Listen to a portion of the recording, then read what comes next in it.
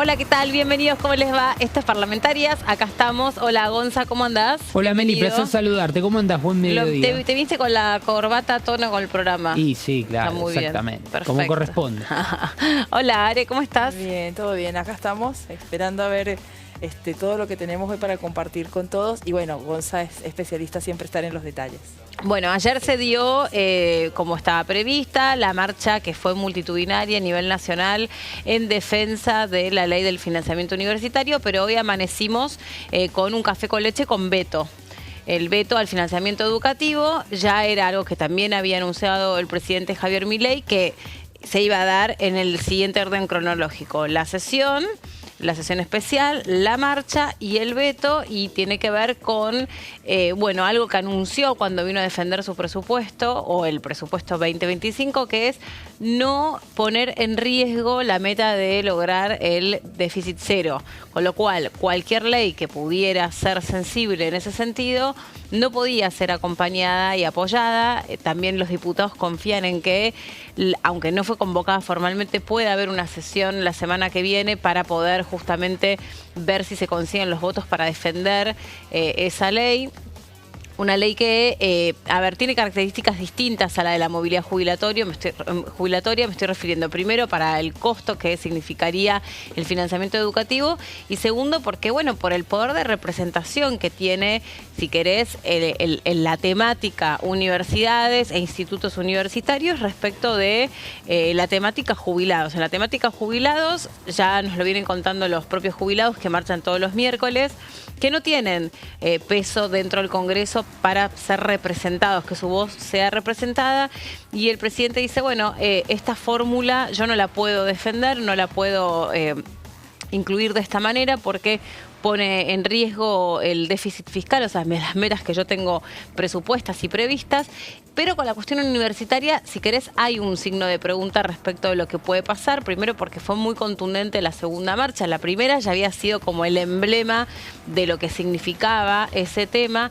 Y además porque es el síntoma directo, o si querés es la representación directa de lo que es la movilidad social. Y en un contexto de tanta pobreza y tanta desigualdad, poder tener acceso, tal vez muchos jóvenes como primera generación de universitarios, al sueño de tener otro futuro, otra ubicación dentro de la escala social, tiene otro peso que la de las jubilaciones, ¿no? Además, porque la jubilación ya es un sistema que, desde distintos espacios políticos, dicen es un sistema que no está funcionando y que está quebrado. Gonza, ¿vos qué mirada tenés respecto de lo que pasó ayer en la plaza y también de lo que puede pasar dentro del Congreso? Bueno, a ver, en principio es algo natural que se vea un reclamo en las calles, no contra un presidente en particular, como en este caso atendiendo a tal vez la decisión del gobierno de Javier Milei, que había aumentado en mayo las partidas presupuestarias para lo que es el funcionamiento de las universidades. Se había incrementado, y esto fue un poco también el eco, no sé si directamente el eco, pero sí después de lo que había sido la primera marcha federal por la justamente el financiamiento educativo, que fue unos meses hacia atrás. Y ahí es donde el gobierno nacional decide tomar la decisión de aumentar las partidas presupuestarias, pero para el mantenimiento y el funcionamiento. No así, y así lo aquejan, y por eso ayer fue el punto principal, la cuestión vinculada al salario de los docentes, que en un ratito vamos a repasar cuánto se hubiese incrementado o se tendría que incrementar en el caso de que el Congreso insista con esta ley, porque ahora la realidad es que inclusive hemos visto posteos de diputados de la oposición que rápidamente hasta han postulado el veto, y con un texto debajo en la descripción poniendo que la semana próxima llamarán y convocarán a una sesión especial. Esto seguramente tendrá lugar la sesión. La pregunta es, ¿llegarán con los votos? Porque tienen que ser 2/3 de los presentes. Teniendo en cuenta que en la Unión Cívica Radical, dentro del seno de la misma, en el bloque de la Cámara de Diputados, ni siquiera están seguros de poder dar un número para esta votación. Después, lógicamente, que jugará un rol fundamental las presencias, quiénes van a estar presentes en el recinto y quiénes no, porque obviamente no es lo mismo no estar presente a que abstenerse o votar de manera negativa por la insistencia aquí en el Congreso. Pero son números que seguramente, Meli, se van a estar ajustando en este fin de semana. A ver, cuando se planteó la primera marcha universitaria o en defensa de la educación pública, obviamente no salieron solamente estudiantes y alumnos a la calle, sino que salieron, digamos, si se quiere, representantes de la sociedad en su conjunto, independientemente de haber pasado o no por la universidad pública, sino porque era como muy simbólico lo que se pretendía hacer al eliminar el financiamiento educativo y porque las universidades venían contando que estaban recibiendo ya servicios públicos impagables. Había trascendido la cifra, ya ahora ni me acuerdo, porque además esto fue para marzo, abril, y que esto que dice Gonza, los salarios de los docentes y de los no docentes en su gran mayoría están por debajo de la línea de la pobreza. Ayer se cuestionó sobre los dichos del rector de la Universidad de Buenos Aires, después Javier Milei también salió y tuiteó esto sobre, bueno, ni saben lo que están pidiendo, ni saben lo que están cobrando. Cuando fue la primera marcha, al otro día la Unión Cívica Radical, que es un partido político de historia universitaria, o sea, surge precisamente en las universidades, quiere traer esta agenda al recinto, propone una sesión, pero después no consigue reunir quórum, o sea que ni siquiera bajaron para defender a la educación pública. La pasó muy mal Rodrigo de Loredo en aquella marcha, ustedes se acordarán que fue la provincia de Córdoba, salió a la calle y lo abuchearon. Ayer también fue el caso de otros miembros de la política como Horacio Rodríguez Larreta, que también se comió un poco el reproche de que cuando había sido funcionario no había hecho lo que tenía que hacer para defender la universidad pública. Estuvo otra vez Sergio Massa, que no pasó por la universidad pública, pero dice que lo hace por sus hijos y por el ideal, etcétera, etcétera, etcétera. Lo que cuentan es que cuando se termina acordando una partida por parte del gobierno ajustada por inflación, es solo para los gastos de funcionamiento, no lo que cuentan, está en los libros, esto está descripto, y que eso efectivamente está ajustado a inflación, pero que solo representa entre el 10 y el 12% del presupuesto total de las universidades y que quedan exceptuados de esas partidas los sueldos de los docentes. Los docentes, cuando vos les preguntás cuánto gana un docente, todos te dicen lo mismo. Y depende de la antigüedad, depende de la cantidad de horas cátedra, depende si tenés doctorado, si tenés maestría, depende del escalafón que tenés, etcétera, etcétera. Sí. Pero lo que también ponen el acento es sobre los no docentes. Y los no docentes hacen a la apertura de los edificios. Los no docentes son los de maestranza, los de mantenimiento, los de limpieza, los de seguridad, los de portería. Todo esto hace a la apertura de la universidad, del edificio a donde los alumnos tienen que ir y estar para estudiar. Y si ellos están por debajo de los 500.000 pesos, muchos de ellos ya no están yendo a trabajar porque con los aumentos de los servicios públicos más el tema del transporte, no llegan a cubrir sus necesidades básicas, por ende empiezan a renunciar. Y de los docentes te dicen lo mismo, salvo que vos tengas dedicación full time, antigüedad y alguna maestría, posgrado, seas jefe de cátedra, el resto está rondando los 500.000-600.000 pesos por debajo de la línea de la pobreza y solo continúan adelante de las cátedras por lo que se llama el amor al arte, por la trayectoria, por lo que significa el amor por enseñar, porque para también ellos es un prestigio formar parte de la universidad. No hablo solamente de la Universidad de Buenos Aires, hablo de todas las universidades o institutos universitarios, y lo que se está perdiendo es la variedad de cátedras dentro de las carreras, que es lo que de última te asegura la calidad educativa, porque eso sí está garantizado en la Constitución, que cuando vos tenés derecho a la educación, lo que también tenés derecho es a la libertad de cátedra. Entonces, si vos estudiás economía, vos se supone que en la Universidad de Buenos Aires tenés que tener la posibilidad de tener la perspectiva ideológica lo más variada posible. Bueno, y que el alumno elija. Claro. Sí, dale vos. Claro, el tema es que al igual que el veto de las jubilaciones, aquí se vuelven a insistir en el tema de que es violatorio del marco jurídico vigente, porque no contempla el impacto fiscal de esta medida. Y respecto de los salarios específicamente, también el veto dice que sería darle una situación privilegiada a los docentes, porque el aumento está aproximadamente, rondan, si mal no recuerdo el número, un 87%, después Gonza nos va a decir mejor, entonces estaría muy por encima del resto de los estatales. Pero yo creo que además se suman varias cosas. Uno, que en el presupuesto actual ya comentaron que el presupuesto de las universidades es más o menos la mitad de lo esperado, eso por una parte.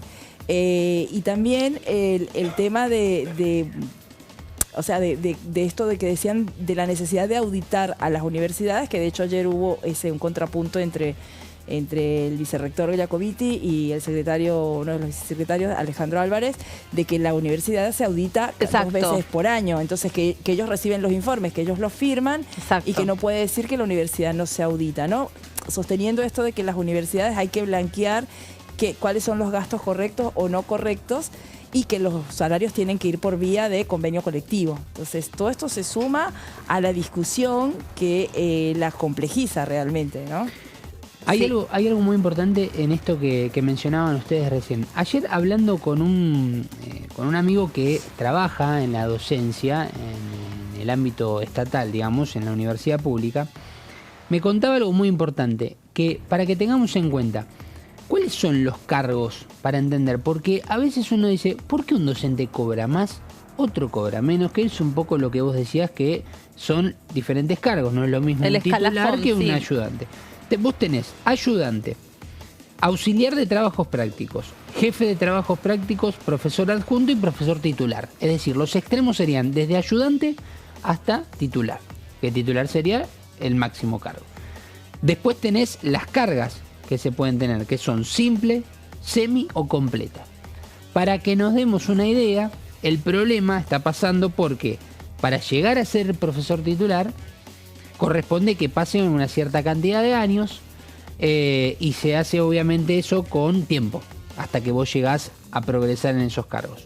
Hoy los ayudantes, que no son menores, ayudante es una palabra que me parece que para el no hace simple justicia para la responsabilidad que tienen, decís vos. No hace justicia para lo que significa escuchar la palabra ayudante. Si yo te digo la palabra ayudante, seguramente en tu cabeza pensás que tal vez es un trabajo menor, que se disminuye de por sí la palabra, pero en realidad, en muchos casos, los ayudantes de los docentes son quienes hacen las investigaciones detrás y que colaboran para lo que es cualquier sistema que tenga dentro de las universidades investigaciones, y que después las futuras generaciones puedan generarse y nutrirse de informaciones a través de los ayudantes.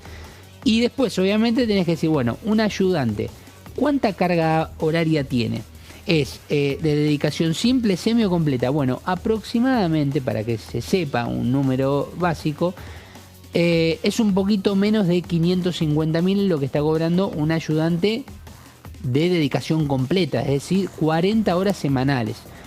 Por lo cual aquí es donde empezamos a mezclar, porque seguramente muchos profesores titulares estén cobrando bien, pero el problema son todos aquellos que hacen el trabajo detrás y que no es menor para lo que es el funcionamiento general de la educación. Y por eso es que también se genera este tipo de manifestaciones que el gobierno las acepta. El propio Manuel Adorni dijo, no estamos en contra de la marcha o de la protesta, sí de que se genere un proyecto que no tenga el sustento o la cuestión técnica para que esto sea sustentable desde lo económico. Y obviamente que no afecte al déficit fiscal, cero, que es el objetivo del gobierno. Recién Ari decía la polémica sobre las auditorías en las universidades, porque las universidades son acusadas de ser aguantaderos de gente, de derrochar el dinero, de que tienen partidas asignadas y se patinan el dinero, de que está lleno de ñoquis, de que se utilizan las aulas para hacer campaña política y lavarle la cabeza a los estudiantes, etcétera, etcétera, etcétera. Hay carreras que están más atravesadas por estas cuestiones y carreras que menos. Obviamente todas las carreras vinculadas a las ciencias sociales en general están más permeables de las bajadas de línea ideológica y política, que también es toda una discusión aparte, ¿no? Ahí cada uno tendrá una mirada sobre si son espacios precisamente para iniciarse en la vida política o no. Sobre esto, ayer en el programa A Dos Voces, yo vi un tramo del programa, a pesar de que había seguido la marcha durante todo el día y venimos siguiendo el tema. Fue interesante porque ahí estuvo, bueno, Emiliano Jacobiti, que es exdiputado y también es el vicerrector de la Universidad de Buenos Aires, muy vinculado a Martín Lustó, esto ya lo sabemos, y estuvo también Álvarez, esta persona que recién mencionaba, Arelis, que es por parte del gobierno el indicado, el responsable de monitorear toda la cuestión vinculada a las universidades e institutos universitarios. Y hago la salvedad porque no son solamente las universidades, sino que están ahí los institutos, que son quienes llevan adelante las investigaciones de las que debieran nutrirse los políticos para llevar adelante políticas públicas. Pero también se bastardeó mucho el tipo de investigación que se lleva adelante, porque por ahí cuando se trascendieron algunas de ellas, por ejemplo, no sé, se hablaba de, estoy inventando el título, pero a ver si la malla de Aquaman es una malla que lo hacía nadar más rápido o más liviano a lo largo de la historia. Estoy inventando, pero se lo tomó muy a la chacota el tipo de investigaciones, sobre todo las del CONICET. Sí, recuerdo que hace poquito hubo una investigación que generó un cierto ruido, no me acuerdo exactamente, pero que fue... Pero porque obviamente si tomás, aparte estoy inventando, no es que existe una investigación sobre la malla de Aquaman, estoy inventando pues luego se me vino a la cabeza recién y me pareció divertido. Pero era como medio del estilo. Bueno, la cuestión es que nosotros lo que vamos a traer ahora es un fragmento de este programa A Dos Voces que se emite por TN, a donde se dio este debate. Precisamente porque lo que falta en esta cuestión, desde mi humilde punto de vista, es información, dato preciso, dato concreto. Hay mucho relato y entre ellos esto, ¿se audita a las universidades o no se las audita? A ver, ahí hablaban los protagonistas. Vos haces una confusión muy pícaramente entre lo que es la simple información y lo que es la rendición de cuentas. Tu secretario de Hacienda, en mi cara, en una reunión, dijo que ellos no iban a cargar ninguna factura, que eso es una rendición. Vos tenés que entrar en el Citared, le explico a la gente, es un sistema en el cual se cargan todas las facturas.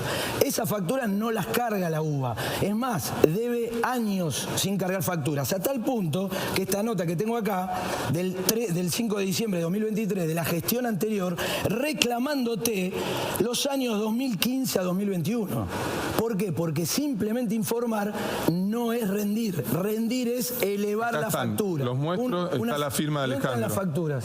Acá eso está es informe. Esta es la rendición. No, eso no es la rendición que se pide por ley. ¿Por qué y la ley de administración financiera en el artículo 14 nunca van a mostrar una factura. Obliga a las universidades a rendir que creer en la Contaduría General de la Nación, y se hace la cuenta de inversión de las tenemos que creer lo que vos decís, sin ver las facturas. Buenísimo. El resto de las universidades sí sube las facturas, ¿eh? O sea que nosotros, como una vez le dije a alguien, existe la Constitución Nacional, la Ley de Educación Superior y la UBA, que requiere una ley particular. Ustedes tienen que cumplir igual que el resto de las universidades. Alejandro, ya sé que te graduaste en la Universidad de Salvador. Sí, a mucha honra. Sos profesor de la UBA. Y también me gusta Vos también mucho. tenés que defenderla. Sí. Y acá están las rendiciones del 100%. Pero defenderla, y tienen tu firma. Perdón, defenderla es auditar. Nosotros queremos una universidad auditable. Bien. ¿Por qué? Porque ese dinero es muy valioso para nuestra gente. Bien, va a ver. Cada peso que ustedes le sacan a un trabajador, nosotros lo tenemos que auditar. No, disculpen, Jacobiti y Álvarez no. No, los dos. Si es media hora, es media hora. Él habló de auditorías. También dijeron que las universidades no se dejaban auditar. Las auditorías, y lo sabés bien, las auditorías de las universidades son exactamente iguales que las de todo el Poder Ejecutivo. Sí, las no las hace. Y las hace la Auditoría General de la Nación. Sí, usted fue hace 6 años. Que no depende. Una sola facultad. No depende de las universidades. Y ahí estás diciendo una mentira más, que ya Juan Manuel Olmos, que es el presidente de la auditoría. Del PJ, socio tuyo, kirchnerista de la capital. Que es el presidente de la auditoría. Sí, aclaró que la última auditoría que hizo la GEN en la Universidad de Buenos Aires terminó en el 2013. Está muy bien. Está muy bien que se protejan entre ustedes. Bueno, la universidad efectivamente se audita, esos papeles están firmados por esta persona. Lo que dice es que por ahí las personas que integran esa auditoría no están haciendo debidamente su trabajo. Esta es la sospecha, ¿no? Hay mucho presupuesto que está fugado o que no se entiende por qué la UBA llegó a estar en estas condiciones. Ustedes no sé si pasan por algún edificio habitualmente, pero está lleno de carteles que dice que los estudiantes tienen muchísima angustia porque no saben si van a poder terminar con sus carreras. O sea, que no hay un presupuesto que haga posible la sustentabilidad de la universidad. Ayer la diputada Tabela, en una entrevista de radio, también traía casos, ¿no? Porque el tema es con estos casos, que sean ciertos o no, o hasta dónde sean ciertos, imponen un tipo de pensamiento, ¿no?, en la población. Ella decía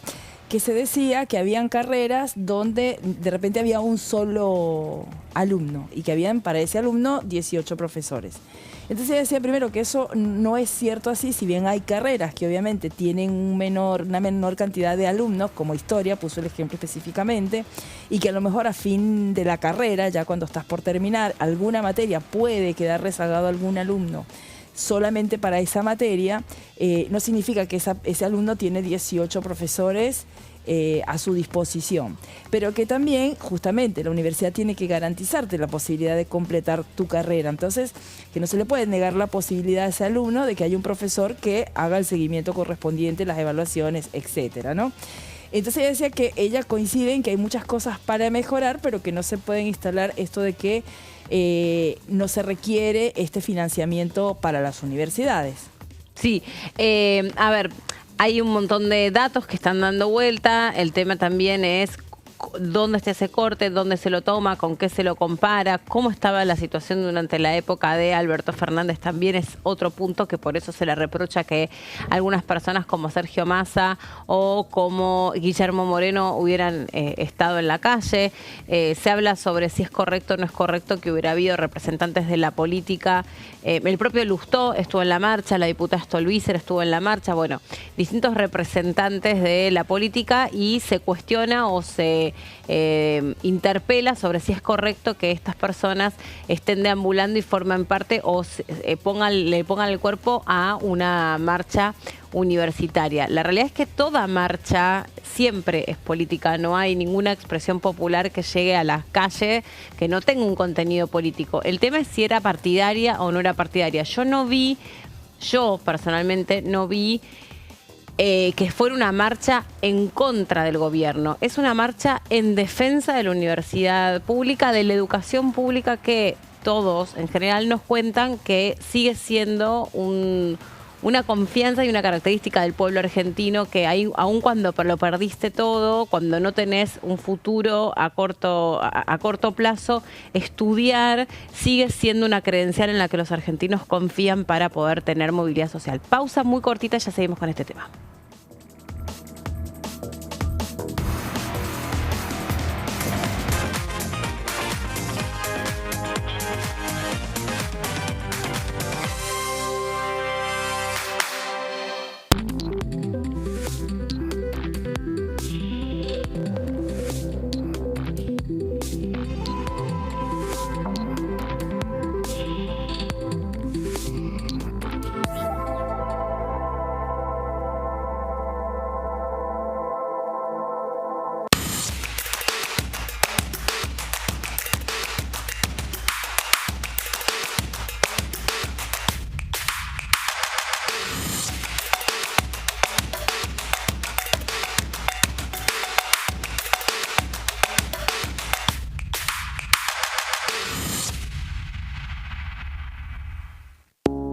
Las sesiones son el espacio donde los diputados debaten proyectos de ley para su aprobación, modificación o desaprobación. En una misma sesión se pueden tratar varios proyectos de ley. Desde el 1 de marzo, cuando el presidente las inaugura, se desarrolla el periodo de sesiones ordinarias. Entre el 1 de diciembre y el 28 de febrero se extiende el periodo de sesiones extraordinarias, que solo pueden ser realizadas a pedido del presidente de la Nación. En el recinto, el bloque oficialista se dispone a la derecha del presidente de la Cámara, el bloque opositor mayoritario a la izquierda y en el centro los bloques con menos cantidad de integrantes. En el tratamiento, en general, los diputados tienen 7 minutos y los jefes de bloque entre 20 y 12 minutos conforme al número de legisladores que representen. La sesión es dirigida por el presidente de la Cámara de Diputados, que administra el uso de la palabra y las distintas instancias del funcionamiento. A la izquierda del presidente está el secretario administrativo, a la derecha el secretario parlamentario y debajo de él están los taquígrafos, que registran cada uno de los testimonios.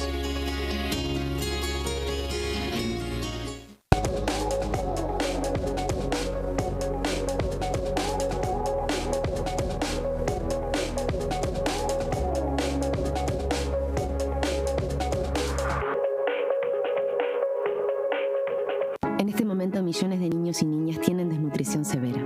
Algunos están tan débiles que apenas pueden pararse. Pero con tu ayuda podemos salvar a los niños. Este alimento terapéutico listo para usar está lleno de vitaminas y nutrientes esenciales que ayudan a los niños y a las niñas a recuperarse de la desnutrición. Gracias a personas como vos, ayudamos a salvar a millones de niños cada año. Da un simple paso. Dona ahora y ayúdanos a seguir salvando vidas.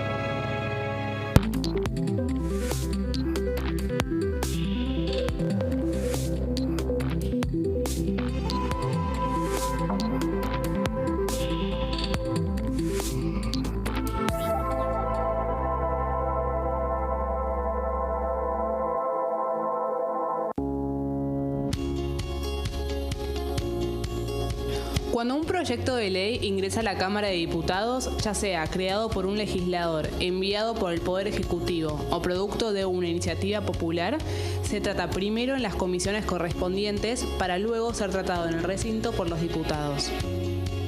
Las comisiones son el ámbito de análisis y debate sobre los proyectos de ley conformadas por legisladores de distintos bloques.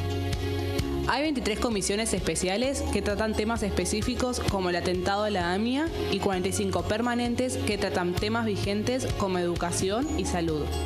Un diputado puede formar parte de varias comisiones.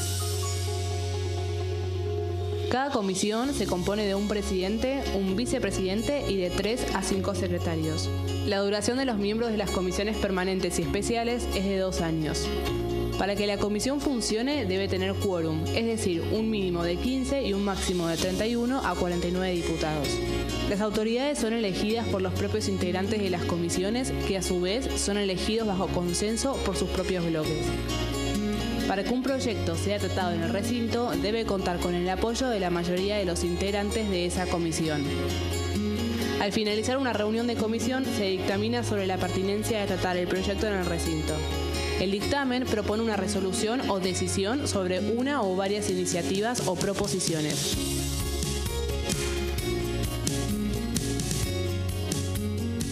Dengue, Zika y chikungunya. Presta atención a estos síntomas.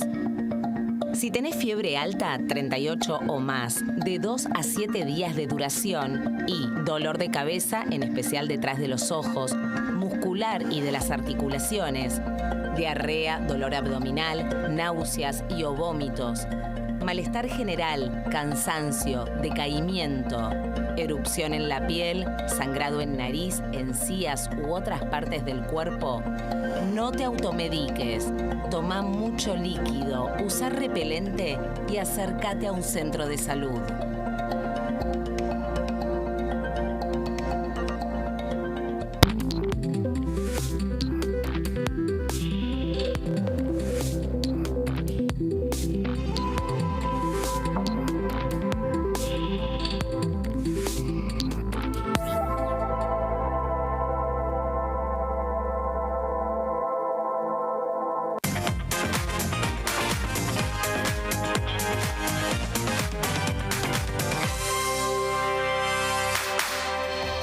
Bueno, volvimos después de la pausa, nos quedamos hablando sobre los distintos carteles, expresiones, realidades que se expresaron ayer en la marcha.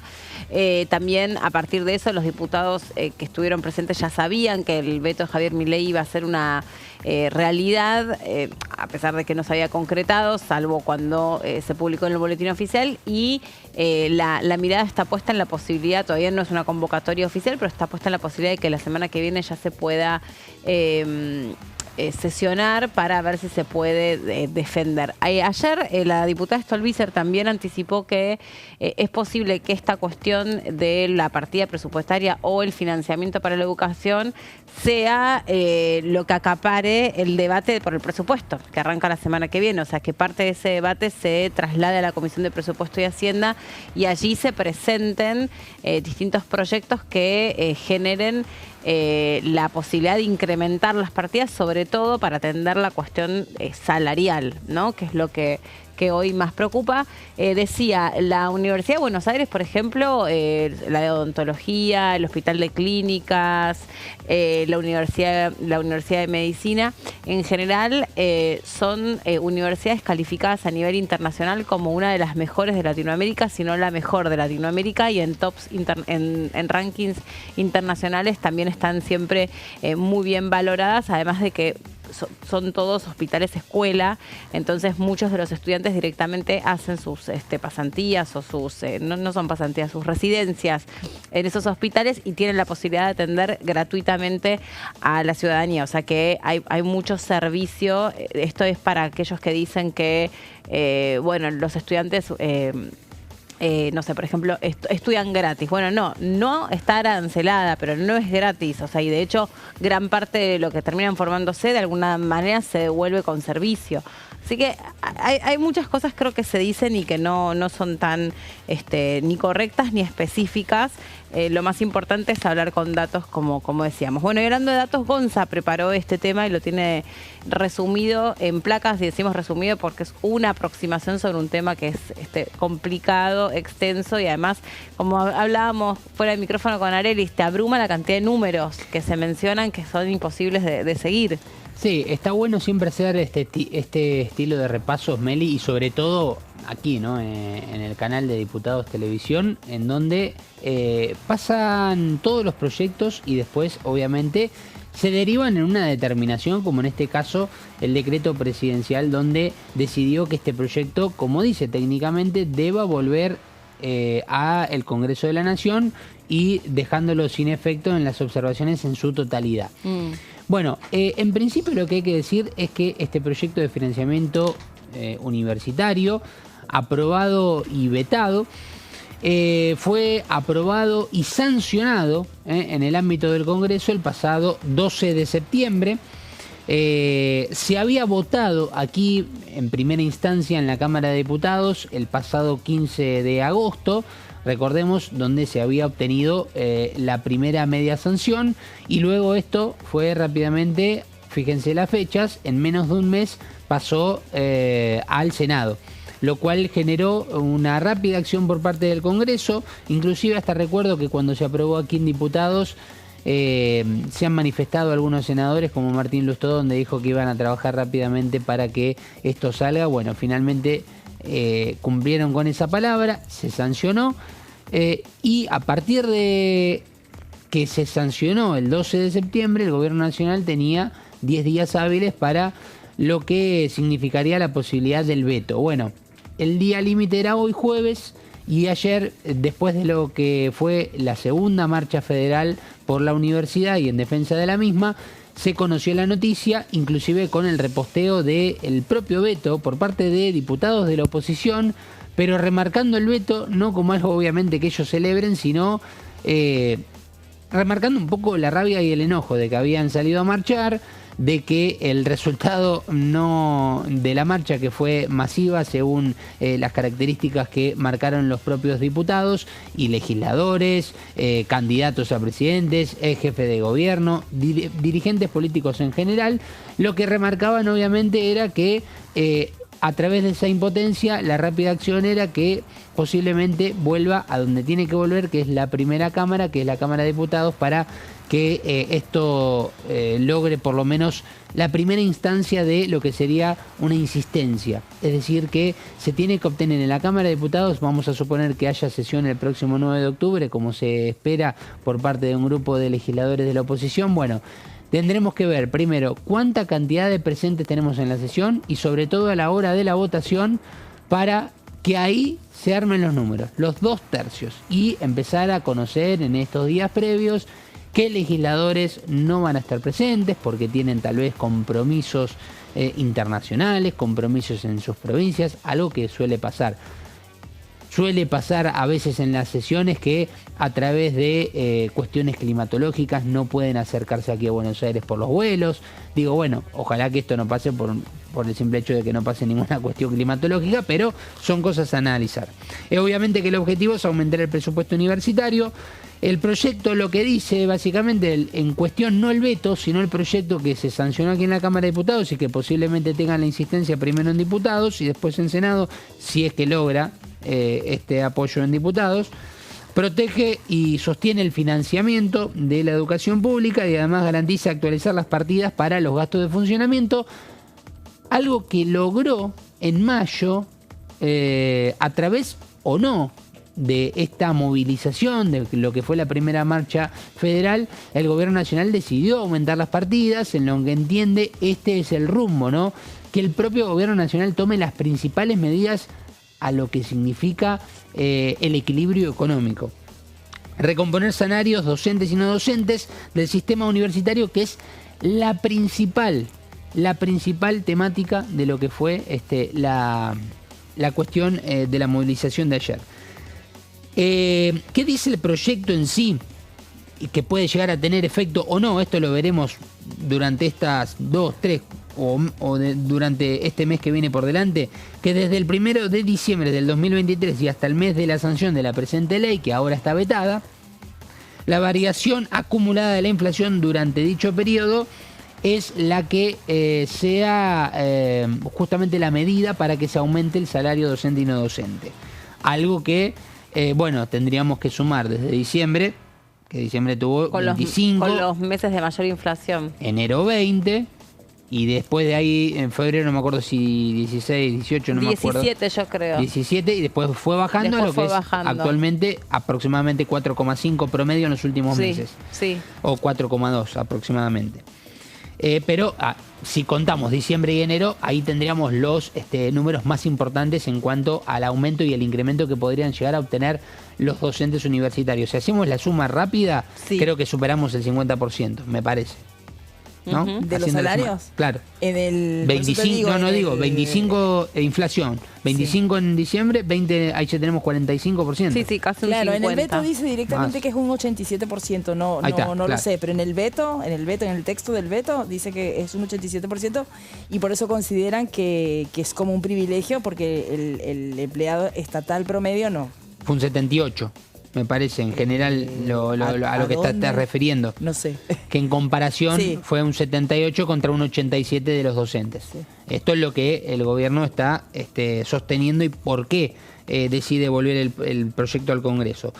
Obviamente que pide la actualización de las partidas presupuestarias del 2024 al 1 de enero en montos de gasto de funcionamiento de universidades nacionales, asistencia financiera a hospitales universitarios, un poco lo que mencionaba también Meli, actividad de extensión universitaria. ¿Qué significa extensión universitaria? Bueno, todos aquellos paseos, visitas que se hagan a modo de prácticas. Sí. Porque de lo teórico a lo práctico, obviamente que hay un tramo importante y ahí es donde se ven los, ¿cómo es el dicho? ¿Los patos en la cancha? Los pingos en la cancha, exactamente. Los chanchos. Exactamente. Fortalecimiento de ciencia y tecnología, que es otro de los puntos, dentro de todo lo que vamos a... Y acá, aparte, los salarios docentes. Desarrollo de la educación superior es otro de los puntos que se busca financiar y actualizar, sobre todo en la financiación. Bueno, y aquí dice... Un dato muy importante que tiene la ley. Dicha recomposición será aplicada siempre y cuando las partidas a nivel general del sector para el año 2024 sean acordadas y rubricadas por el Poder Ejecutivo Nacional y federaciones que representan a trabajadores. Tiene este punto como importante. Es decir, si creen que el gobierno nacional es el que toma la decisión de que se acuerden justamente estas paritarias, bueno, ahí el proyecto básicamente como que quedaría a un lado y la decisión pasaría a ser del gobierno nacional. Aquí, obviamente, que esto se pone a resguardo de que en algún futuro se tome otro tipo de decisiones en este aspecto, pero sigue siendo el déficit fiscal cero el principal objetivo. Y acá viene la segunda parte de todo este tramo, ¿no? Fue publicado ayer el veto a través del decreto 879/2024 en el boletín oficial. El fundamento principal, ¿cuál es? Por el cual se vetó esta ley al financiamiento educativo. No cuenta con previsión presupuestaria ni recursos a utilizar para su financiamiento. Es decir, desde el gobierno creen que esta ley no tiene ningún sustento de dónde agarrarse para que se pueda generar el incremento que se está buscando no solamente para el salario docente, sino para todo lo mencionado, para los hospitales universitarios, para las prácticas extracurriculares y así otras cuestiones. Y acá el dato de los números que se publicó en el boletín oficial en este decreto. El eventual gasto adicional, si se aplica dicha ley, solamente hasta agosto del 2024 sería aproximadamente 251.907.500.000 de pesos. Esto solamente hasta agosto del 2024. Casi 252.000 millones de pesos.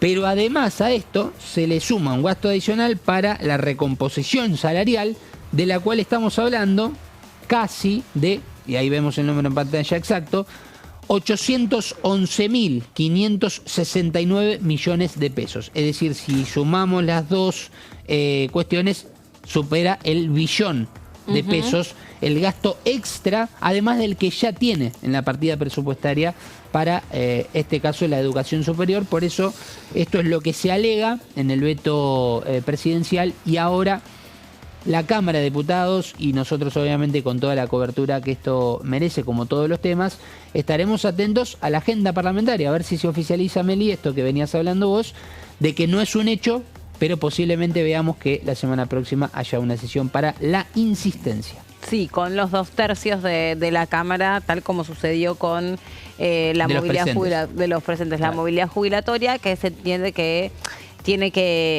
hay mayor comodidad para esta situación que la que hubo para defender la fórmula de movilidad jubilatoria.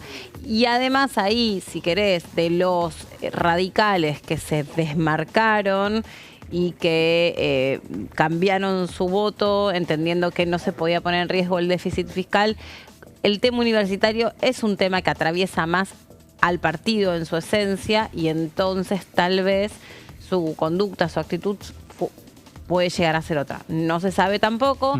Y este anticipo que les decía, que la diputada Stolbizer ayer anunció que una posibilidad es empezar a trabajar este tema dentro ya de lo que es la discusión por el presupuesto 2025. Probablemente sea ahí a donde se presentan o se analicen otros proyectos para poder defender el presupuesto universitario.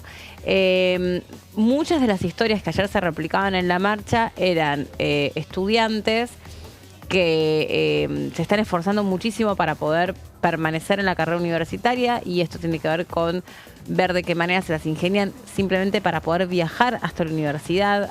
Porque también está el tema de los planes Progresar, ¿no? O sea, la cobertura que muchos estudiantes necesitan para poder sostenerse en la carrera universitaria, que en algún momento también seguramente sea objeto de revisión, la permanencia de los alumnos que quedan estancados en algunas carreras años tras años tras años, la falta de revisión de los programas integrales de lo que ofrecen algunas carreras universitarias, si tienen o no tienen que presentarse carreras nuevas de cara a un futuro que es más un presente que un futuro atravesado por el desarrollo de la tecnología.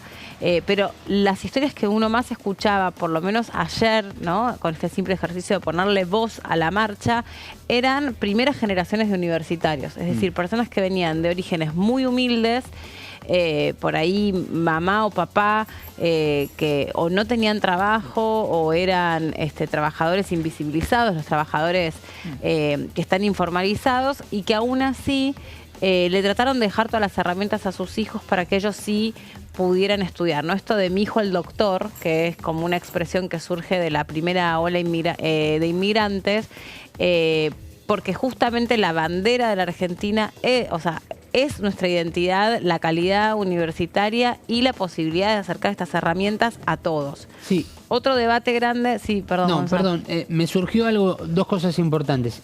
Primero y principal, hay un ejemplo que lo podemos marcar rápidamente. En Mar del Plata, me acuerdo que fue furor la noticia y lo que impactó, por ejemplo, que se haya sumado la carrera de medicina. Y no fue hace muchos años atrás, ¿eh? Estamos hablando de capaz un poquito menos de 10 años atrás. Y la otra cuestión es que también en nuestras generaciones, digamos, hacia adelante, también hay un cambio de paradigma. ¿Cuántas veces hemos escuchado por parte de las generaciones, por ejemplo, de mis padres, que si no terminaban el colegio, rápidamente se iban a trabajar y se olvidaban completamente de poder estudiar una carrera? Hoy el paradigma ha cambiado desde la mentalidad del hecho de poder generar una carrera más allá de lo que significaba antes el hecho de, bueno, si no querés ir a la escuela, anda a trabajar.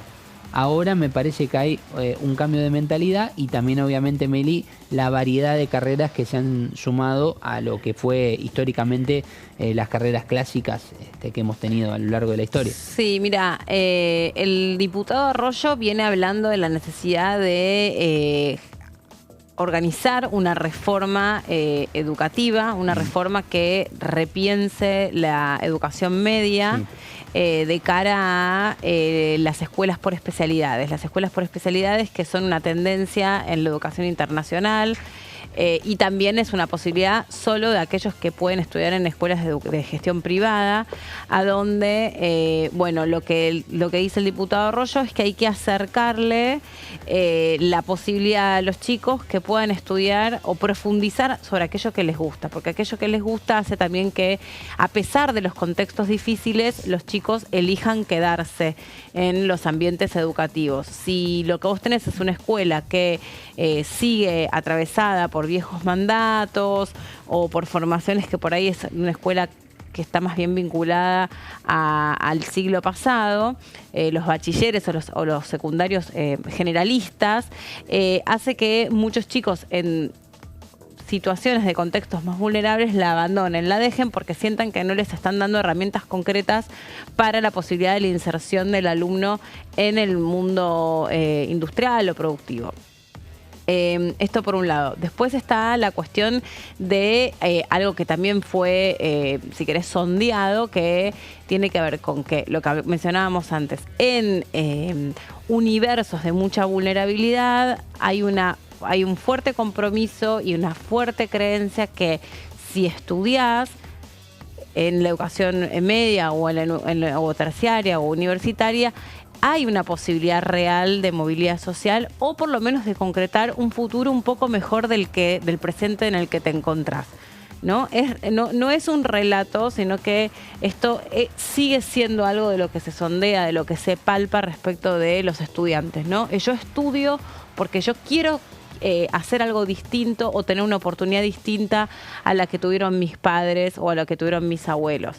Y esta es la tradición de la universidad pública por excelencia, que no existe en otra parte de la región, que no existe y que además realmente le permitió a muchas generaciones de pibes dar un salto cualitativo a su calidad de vida. Después, lamentablemente, el contexto también todavía no logra resolver algo que en su momento con Sergio Massa como presidente de la Cámara se había tratado de barajar, que era este puente al empleo. No termina de vincularse, ¿no?, esta confianza en las universidades o en la educación con relación a la materialización de que eso te dé una oportunidad concreta, ¿no?, para que vos puedas hacer algo distinto de tu vida. Claro, uno piensa en las plataformas laborales que en todas te piden mínimo secundario completo. Sí. Y en otras cosas, de repente, aunque no sean cargos demasiado complejos, pero te empiezan a pedir un año en tal carrera o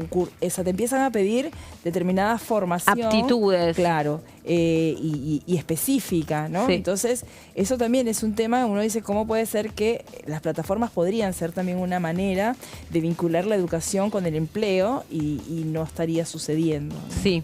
Totalmente. Es recontra profundo.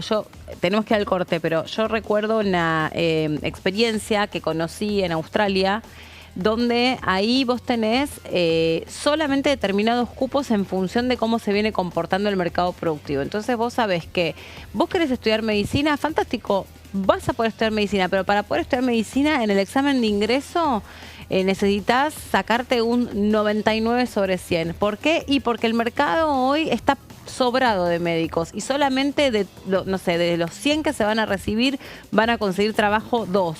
Entonces, ¿querés ser médico? Bueno, vas a ser el mejor. Si no, no vas a tener chance de entrar a estudiar eso por más que te guste. Son formatos, son estilos. La universidad es mucho más aquello sobre lo que vos querés trabajar. La universidad es la apertura a nuevos mundos, la apertura a nuevos mundos independientemente de lo que vos termines o no termines teniendo la suerte de ocuparte o de generar un ingreso. Y aparte esto es totalmente dinámico, estamos en un contexto totalmente dinámico donde el valor me parece que está puesto cada vez más en tu valor agregado. Vos, persona, ¿qué valor agregado le puedes poner a un determinado servicio o un determinado un determinado servicio, digo bien? Por eso se habla tanto de la exportación del talento, ¿no? De que vos desde acá puedas trabajar para cualquier parte del mundo. Me parece que estamos, también la marcha trae consigo todo este debate que es mucho más amplio y es más profundo, que si lo queremos ver solamente con el binocular del dinero, del financiamiento, creo que nos está quedando chico, porque lo que se trajo ayer y las historias que aparecieron ayer es un síntoma también de las cosas a las que seguimos aferrados como argentinos y que nuestra trayectoria y nuestra identidad habla de nuestro potencial y de nuestra capacidad para destacarnos en la región, y es a través de nuestra formación, sobre todo universitaria. Tenemos que hacer una pausa, ¿les parece bien? Ajá. Bueno, y en un ratito hablamos con los protagonistas. Ya venimos.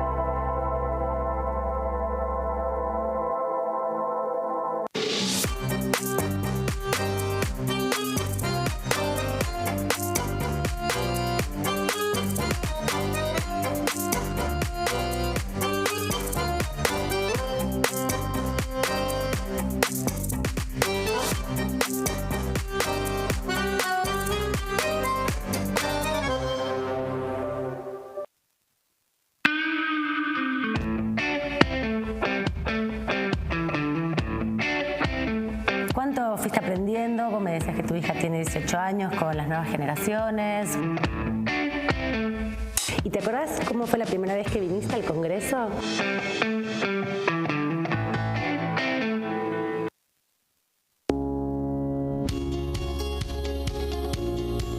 La Cámara de Diputados tiene 257 miembros. Los diputados debaten y sancionan leyes que rigen en todo el territorio nacional. Algunas de las más importantes son el presupuesto de gastos generales del Estado, el Código Civil, el Código Penal, la forma en que se rige el trabajo, las jubilaciones, entre tantas otras. Además, controla y hace un seguimiento de las políticas del Poder Ejecutivo a través de la visita de diferentes funcionarios o el pedido de informes, así como la posibilidad de realizar juicios políticos a los funcionarios. La duración de los mandatos de los diputados es de 4 años y pueden ser reelegidos indefinidamente. Desde el momento en que asumen y hasta el final de su mandato no pueden ser acusados, interrogados judicialmente ni molestados por las opiniones o discursos que imitan desempeñando su mandato. Son requisitos para ser diputado tener al menos 25 años, 4 años de ciudadanía argentina y haber nacido en la provincia por la que se postula o haber residido en ella los 2 años precedentes. se agrupan en bloques que expresan partidos políticos o afinidad ideológica. Existen también los monobloques integrados por un solo diputado.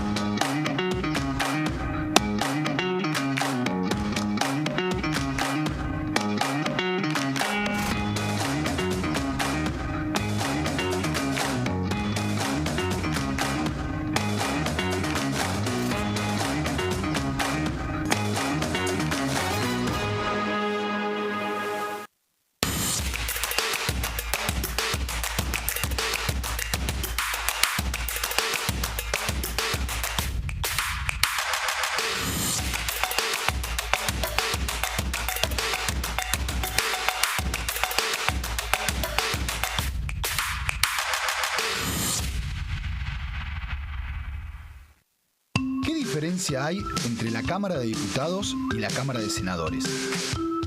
La Cámara de Diputados representa al pueblo de la nación argentina. Esto significa que las provincias más grandes y con mayor cantidad de habitantes tienen muchos más diputados que las provincias más pequeñas. La manera de establecer las cantidades es proporcional. La Cámara de Senadores representa a las provincias. Cada provincia envía 3 senadores al Congreso Nacional. El total de senadores es 72, dado que las provincias argentinas son 24. Este es un número fijo.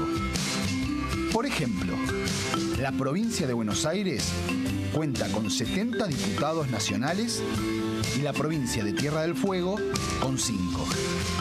Pero tanto la provincia de Buenos Aires como la de Tierra del Fuego cuentan con 3 representantes cada una en el Senado de la Nación.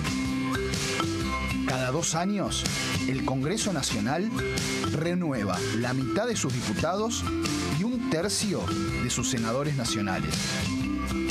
El mandato de los senadores es de 6 años, mientras que el de los diputados es más breve, dura solamente 4 años.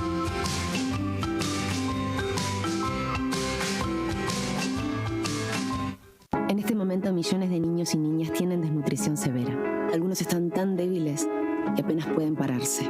Pero con tu ayuda podemos salvar a los niños. Este alimento terapéutico listo para usar está lleno de vitaminas y nutrientes esenciales que ayudan a los niños y a las niñas a recuperarse de la desnutrición. Gracias a personas como vos, ayudamos a salvar a millones de niños cada año. Da un simple paso. Dona ahora y ayúdanos a seguir salvando vidas.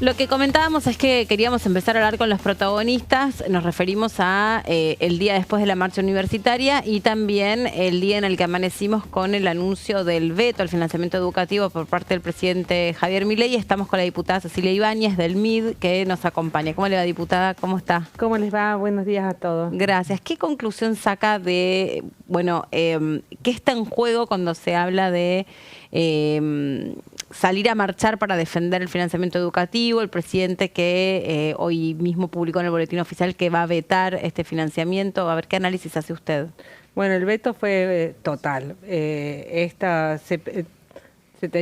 esperaba que fuera parcial o que fuera de algunos artículos. También la ley, cuando empezó su tratamiento, tenía diferencias. Yo había participado hasta abril, cuando Sago era el presidente del bloque, en las reuniones con los rectores y con parte de los que venían de la Secretaría de Cultura. En ese momento no se sabía si se podían pagar los servicios por el aumento y se había llegado a una forma de que con contrafactura se pagaban los servicios. Esta es parte de la historia de ese financiamiento. Hoy está la ley de presupuesto, así que esta ley sería que se podría llegar en acuerdo de voluntades tratar acá en el Congreso. Hay parte donde tanto el veto como la ley se volvió abstracta. ¿Y a usted le parece que está bien que el veto sea total? Yo creo que autores, parte de las personas que fueron autores y que lograron la aprobación de la ley, yo voté en contra de esta ley, me pidieron que hiciera una manifestación o que hablara al Ejecutivo para que no la vetara. Me dice, podría no llegarla a cumplir, lo cual pasa en tantas leyes en la Argentina que no se cumplen. Entonces no tendríamos el veto. Y que me pareció un dato de realidad. Hay tantas leyes en la Argentina que no se cumplen. Y también me pareció un acto de honestidad del Ejecutivo que vetara algo que no iba a cumplir. Me parece que en algún momento la verdad es lo que nos tiene que priorizar. Chicos, ¿Gonza? Sí, diputada, ahora que está oficializado ya el veto, entendemos que por lo general el MID suele acompañar, y ustedes mismos lo dicen, a las decisiones del presidente de la Nación, Javier Milei.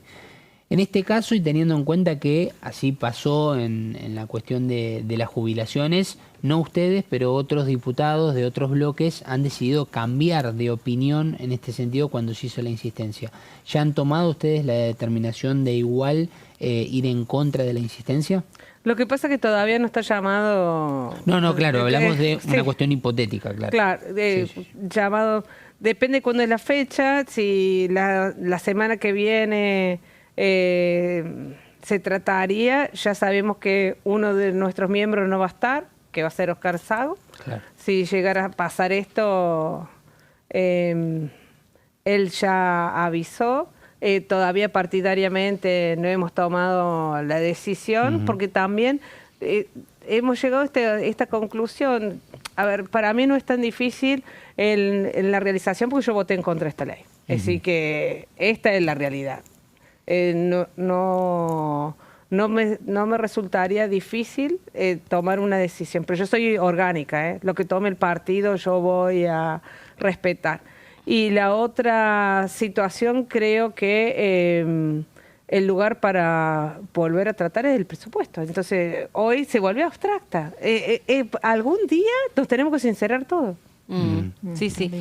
¿Are? Y teniendo presente esto de que el espacio sería pensar en el presupuesto 2025, ¿qué salida podría haber, aunque sea intermedia o paliativa, con las actualizaciones de la recomposición salarial, del funcionamiento de las universidades, o sea, de todo lo que se pedía en esta ley, ¿no? Como para que haya, porque bueno, el presupuesto 2025 se va a aplicar en el 2025. Entonces, en el 2024, ¿qué cree usted que podría negociarse y a ver hasta dónde se puede llegar? Los salarios no están en esta ley. Esta también, viste, no está. La recomposición salarial se tiene que tratar, pero tampoco está en este momento en tratamiento. Es decir, han tenido un ofrecimiento, creo que del 6%, y no sé cuál es la resolución que se ha tomado. Hay unas partes dicen que se le ha incorporado casi un 60% de actualización salarial, y el otro dice que no. Creo que eso se tiene que tratar en el ámbito correspondiente, pero en este de financiamiento no estaba. Diputada, ¿qué piensa usted que tiene que suceder con los alumnos extranjeros en la universidad pública? Los alumnos extranjeros, nosotros hicimos la campaña de que el alumno extranjero, el que venía, tenía que pagar. Es decir, el extranjero no residente. Una cosa es el residente. El otro, el que venía extranjero 100%, que nada más venía a estudiar, recibirse e irse.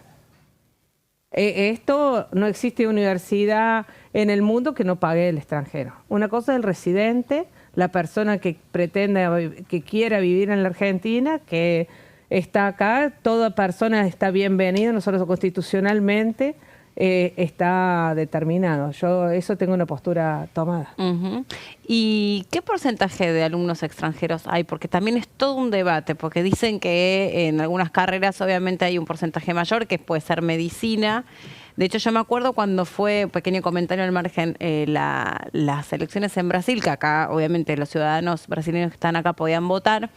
Me llamaba la atención que la gran mayoría de los brasileños viviendo en nuestro país son chicos muy jóvenes, estudiantes de medicina. Y cuando, digamos, realidad paralela que se abre, ¿no? Bajo curiosidad periodística, preguntabas, ¿y qué hacen acá? No, dices que en Brasil estudiar medicina es para millonarios. Entonces también digo, ¿no existe una posibilidad de empezar a pensar como Mercosur? ¿No existe una posibilidad de pensar en dar respuestas más integrales? Pues también está bueno que haya médicos bien formados en toda Latinoamérica. Ahí medio como que metí una opinión personal. No, pero voy a hablar con parte de conocimiento y con parte de falta de información específicamente. Datos. Sí, pública. Hay dos partes, una... Lo escuché al rector diciendo que era el 9% y después tenés que los secretarios te dicen que es el 36%. Entre el 9% y el 36% hay mucha diferencia. Hay una universidad entera. Sí. ¿Cuál es el extranjero? ¿El extranjero no residente? Algún día tenemos que decir la verdad. Nosotros pensamos, yo pienso, vos tenés un DNI, dejaste de ser extranjero. Esto también es una situación distinta. En el día que vos tomás residencia argentina y empezás estamos en otra situación. La medicina brasilera es verdad que acá es una diferencia social, pero también el médico que vuelve a Brasil tampoco se incorpora de manera inmediata, porque ellos tienen una determinación. No, primera revalida, ellos tienen una formación en determinado tipo de enfermedad que nosotros no tenemos. Ellos tienen el tifus de manera casi... y que nosotros no lo tenemos, es decir, la fiebre amarilla, distinta tipo de enfermedad que nosotros no tenemos. Y entonces, que tiene que ver mucho con, como si fuera el Caribe, ¿no? Con las tropicales, de las enfermedades tropicales que nosotros no tenemos. Sí. Entonces, tenemos una situación diferente. Yo creo que la educación pública, gratuita y de calidad es una de las premisas que hemos tenido en campaña, que eso no está en discusión. Lo que pasa es que hoy, si empezamos a decir verdad o el relato, empezamos a cambiar. Si vos en la marcha ha sido multitudinaria. Si vos pensás que esa marcha, la marcha que yo tuve en Córdoba, no fue multitudinaria, está equivocado. Si vos pensás que esa marcha que fue mi votante no fue un acto de reclamo, está equivocado. Pero si vos también no pensás que esa marcha también hubo gente que políticamente no te dio nada en la universidad, no te embromó, te puso el mismo presupuesto que te iba llevando y te fue a decir que la universidad está en peligro, también te equivocaste. Porque ahí estuvo Massa, que te había embromado, ministro de Economía, esta misma universidad que él decía que fue. Bueno, algún día la sinceridad, como dejar la ley, total, no se cumpla. El día que la sinceridad nos invada y que seamos reales y que la ley está para cumplir, creo que es una diferencia. Me parece, para una respuesta cortita, estaría bueno que usted como diputada del MIDE en este caso, y que ustedes cuando toman decisiones por lo general suelen, como decía recién, estar a favor del presidente Milei para acompañarlo en su decisión política y económica. Digo, ¿cómo le explica a aquella persona que ayer no fue a la marcha, que no entiende por qué marchar, o porque no quería ir justamente a marchar con líderes políticos, porque los carteles mencionaban justamente que la educación debe ser libre, gratuita y pública, si la idea justamente en la campaña fue justamente el mismo mensaje. ¿Qué se entiende por ese mensaje de que sea libre, gratuita y pública si al mismo tiempo no se cree que corra peligro? Yo no le entiendo la pregunta. Yo tampoco te entendí, perdón. Digo, porque usted dice que en la campaña ustedes tenían coincidencia. Ese logo de campaña, lo mismo que está en la ley base, lo mismo que existía. Exactamente. Y además nosotros hicimos una campaña, si no se acuerdan, del voucher, que vos elegieras la mejor universidad. Claro. Si hoy tuviéramos que elegir la mejor universidad, ayer que está el ranking de universidades, vos irías a la Universidad La UBA. A la UBA y a la Universidad de Córdoba. Si vos fueras una persona aplicada, que vos eligieras la mejor universidad, la universidad que tendrías que pagar son esas dos. ¿Las auditorías serían la solución? ¿Auditar a las universidades? Las universidades tienen que tener, son públicas, tienen que tener sus cuentas públicas. La diferencia está en eso. Es raro el relato, porque vos hablas con determinados rectores y te dicen nosotros estamos auditados, nosotros presentamos nuestras cuentas. Cuando vos vas a la Secretaría de Educación te dicen que no están presentando las cuentas. Cuando fuimos a la reunión de todos los rectores, yo siempre digo, el rector de La Rioja y el rector de Córdoba fueron los primeros que dijeron que no tenían problema de hasta tener auditorías externas de que se pusieran dentro de sus universidades, que sus cuentas estaban para que fueran auditadas por cualquier persona. Esa es como la realidad en este momento. Yo creo que la educación es algo que no podemos tener un punto personalmente de ningún ciudadano que nos podemos cuestionar. Un pueblo inculto es un pueblo dominado. Lo que pasa que también creo que un punto del relato, una cosa es la verdad y otra cosa es el relato. Si vos tenés de que los chicos terminan el colegio, el secundario, y tenés solamente el 17% terminó en tiempo y forma, y de esa parte tenés un 10% que cuando termina el colegio secundario no sabe leer ni escribir, es mentira que esa gente llegue a la universidad. Diputada, gracias por haber venido. Muchísimas gracias a ustedes. Gracias. Vamos a compartir con ustedes la opinión también sobre este tema del diputado Ferraro, Maximiliano Ferraro. Lo escuchamos. Muy buenas tardes a todos. También sumarnos desde la coalición cívica a la movilización que mañana vamos a tener con la Marcha Federal Universitaria acá en la ciudad de Buenos Aires, pero también convocar a lo largo y ancho de todo el país, donde seguramente se van a expresar las distintas universidades nacionales. Y creo que la pluralidad que expresan estos diputados, diputadas, senadores y senadoras marca lo que para nosotros es una prioridad, que tiene que ver con una educación pública gratuita y de calidad, que tiene que ver con la prioridad de la defensa de la universidad pública y a que nosotros no nos da lo mismo la asfixia y el desfinanciamiento que están teniendo las universidades nacionales desde el principio. Lo dijimos en la anterior marcha de más de 1 millón de argentinos que nos manifestamos acá en la ciudad de Buenos Aires, pero que fue también en cada una de las provincias. Fuimos claros. Exigimos financiamiento para el funcionamiento de todas nuestras universidades.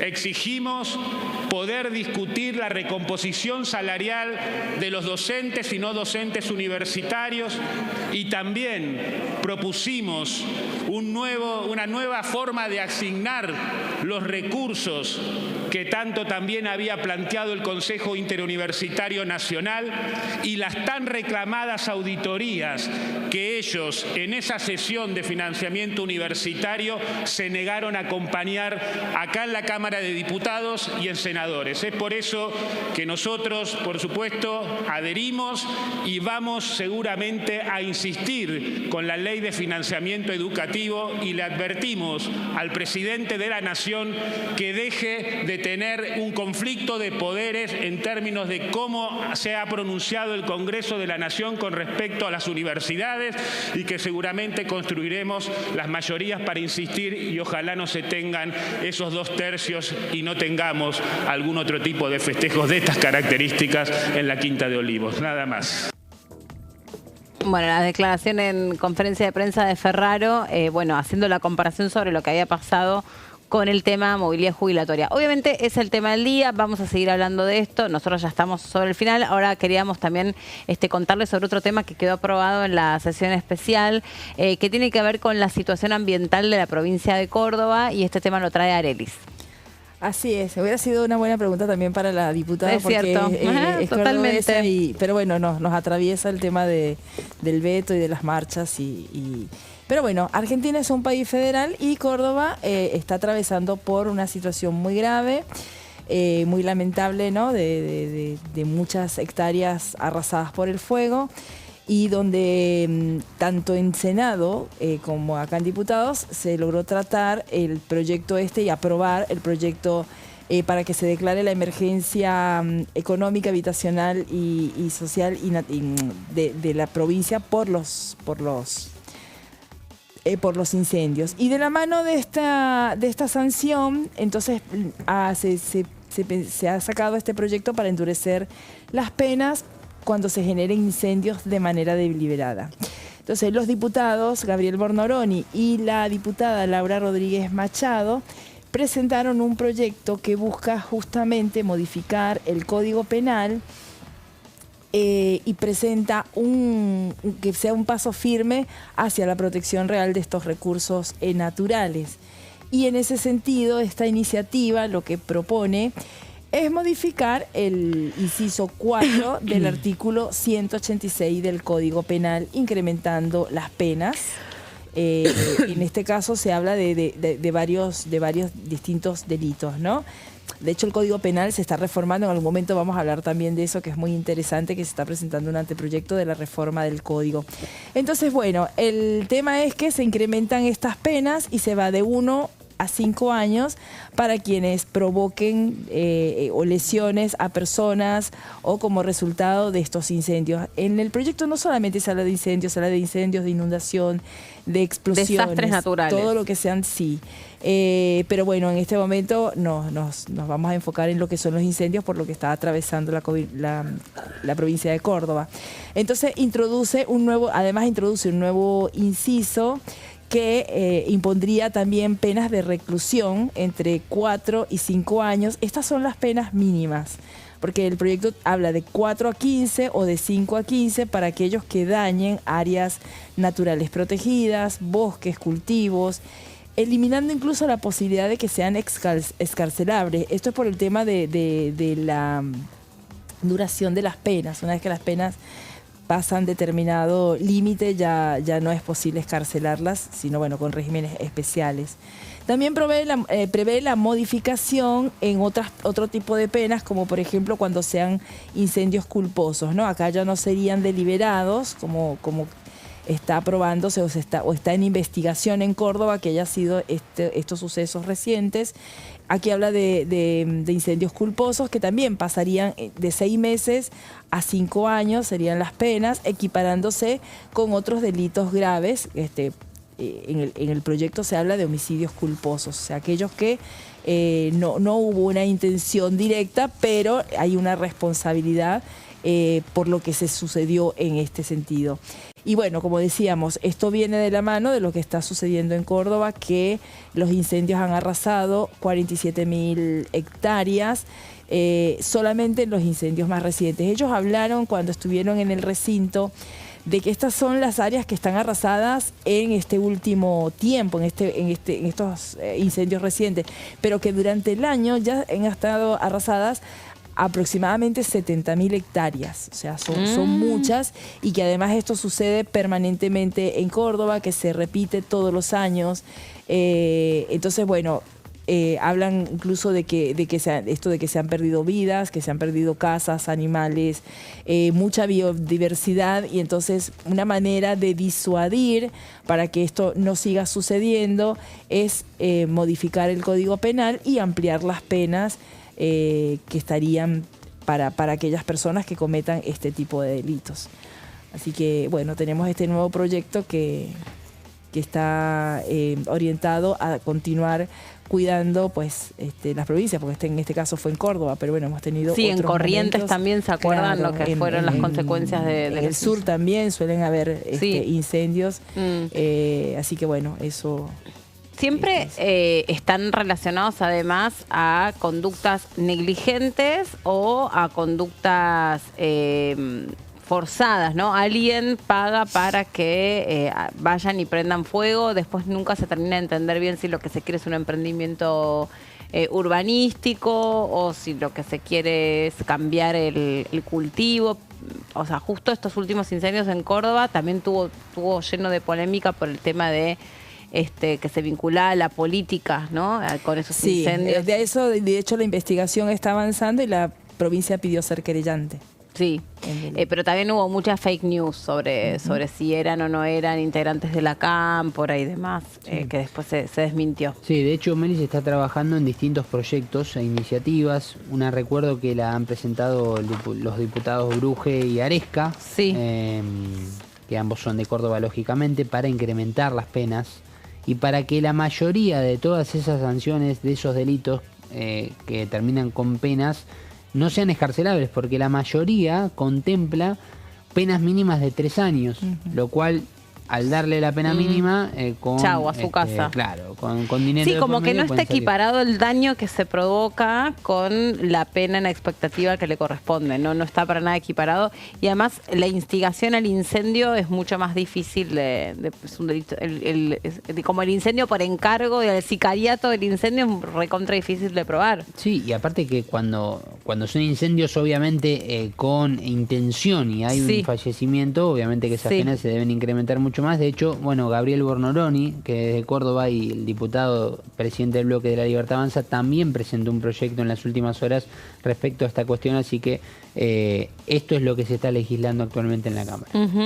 Gracias, Gonza. Gracias también, Are. Bueno. Estamos ya sobre el final del programa. Se quedan con Horacio Bon, con todo el análisis que se va a hacer sobre lo que dejó el veto presidencial y las posibilidades aquí en la Cámara de Diputados. Que tengan una hermosa tarde. Está medio fresquita, así que a salir con algo de abrigo. Chau, que estén muy bien.